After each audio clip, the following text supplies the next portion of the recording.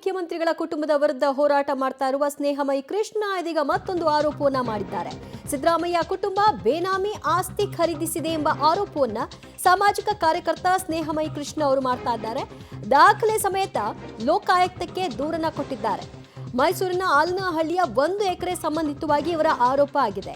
ಈ 1 ಎಕರೆಯನ್ನ ಅವರು ಬೇನಾಮಿಯಾಗಿ ಖರೀದಿ ಮಾಡಿದ್ದಾರೆ ಅಂತ. ಯಾರ ಹೆಸರಲ್ಲಿ ಹಾಗಾದ್ರೆ ಖರೀದಿ ಮಾಡಿದ್ದಾರೆ, ಅದಕ್ಕೆ ಸಂಬಂಧಪಟ್ಟ ಹಾಗೆ ಸ್ನೇಹಮಯಿ ಕೃಷ್ಣ ಅವರ ಹತ್ರ ಯಾವ ರೀತಿಯ ದಾಖಲೆಗಳಿದೆ, ಇದೆಲ್ಲವನ್ನೂ ಕೂಡ ನಾನು ಲೋಕಾಯುಕ್ತಕ್ಕೆ ದೂರನ್ನ ಕೊಡೋ ಮೂಲಕವಾಗಿ ಸಬ್ಮಿಟ್ ಮಾಡಿದ್ದೀನಿ ಅಂತ ಹೇಳ್ತಾ ಇದ್ದಾರೆ.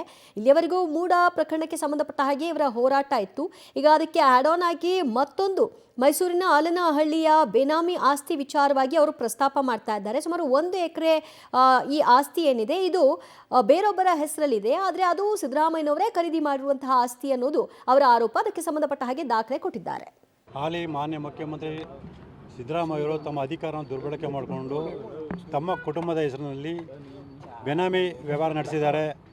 ಮತ್ತು ಮೈಸೂರು ನಗರ ಅಭಿವೃದ್ಧಿ ಪ್ರಾಧಿಕಾರದಿಂದ ಅಕ್ರಮವಾಗಿ 50-50 ಅನುಪಾತದಲ್ಲಿ ಕೋಟ್ಯಾಂತರ ಬೆಲೆ ಬಾಳುವಂಥ 14 ನಿವೇಶನವನ್ನು ಪಡೆದಿದ್ದಾರೆ ಅಂತೇಳಿ ನಾನು ಲೋಕಾಯುಕ್ತದಲ್ಲಿ ಏನು ದೂರು ದಾಖಲು ಮಾಡಿದೆ.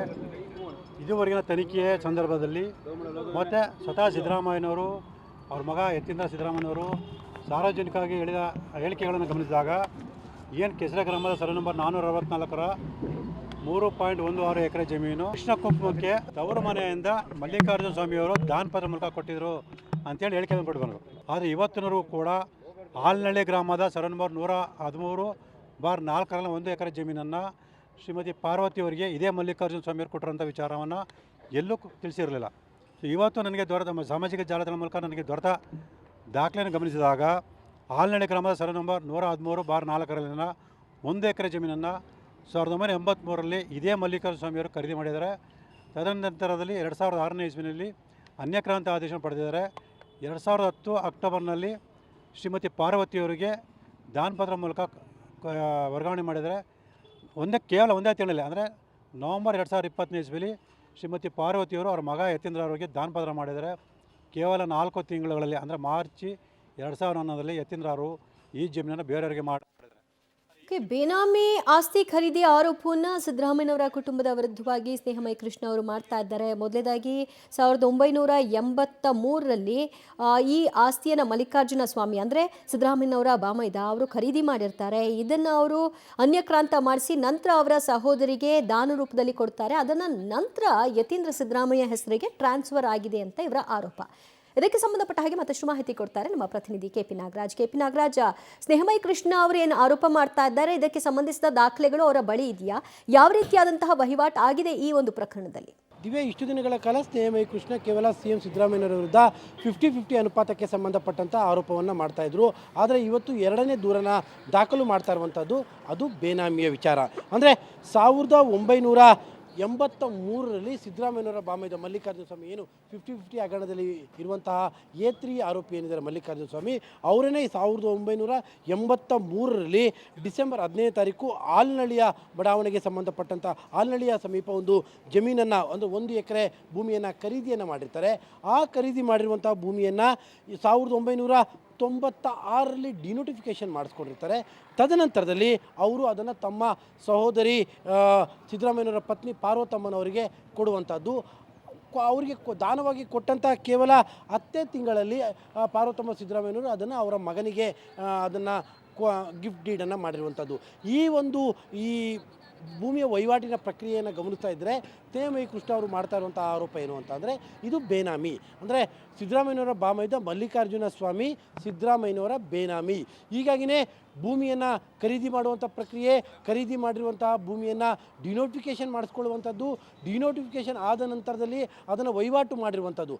ಜೊತೆಗೆ ಯತೀಂದ್ರ ಸಿದ್ದರಾಮಯ್ಯನವರು ಕೂಡ ಆ ಭೂಮಿಯನ್ನು ತಮ್ಮ ಬಳಿ ಇಟ್ಕೊಂಡಿಲ್ಲ, ಆ ಭೂಮಿಯನ್ನು ಕೂಡ ಅವರು ಬೇರೆಯವರಿಗೆ ಮಾರಾಟವನ್ನು ಮಾಡಿದ್ದಾರೆ.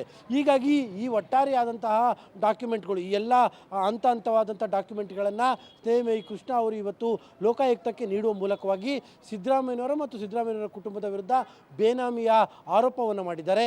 ಇಲ್ಲಿಯ ತನಕ ಕೇವಲ 50-50 ವಿಚಾರದ ಆರೋಪ ಮಾತ್ರ ಸಿದ್ದರಾಮಯ್ಯನವರ ಕುಟುಂಬದ ಮೇಲೆ ಇತ್ತು.